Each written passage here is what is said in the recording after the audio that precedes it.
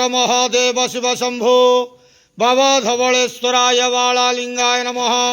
दीपं यदि परम ब्रह्म दीपं यदि जनार्दनः दीपाहरतु मे पापो पूजा दीप नमस्तुते। धवलेश्वराय बालालिंगाय नमो नमः।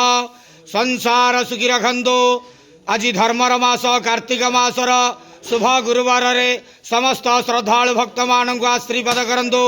मनस्कामना पूर्ण करंदो। कर्म क्षेत्र उन्नति करंदो। ग्रहरिष्ठ खंडन करंदो। जगतर मंगल करंदो। विश्वर कल्याण करंदो। आपणकर नाम विख्यात करंदो। सेवकर डाक श्रवण करंदो।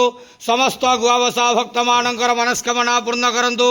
जो जो भक्त माने आपण पाखरे मानसिक रखिछंती तांका मानसिक पूर्ण करंतु। बाबा धवलेश्वराय बालालिंगाय नमः। संसार सुखी रखंतु आनंदे गवार। हरि बोलो।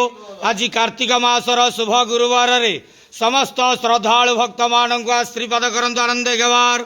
हरि बोलो। बाबा धवलेश्वराय बालालिंगाय नमो नमः।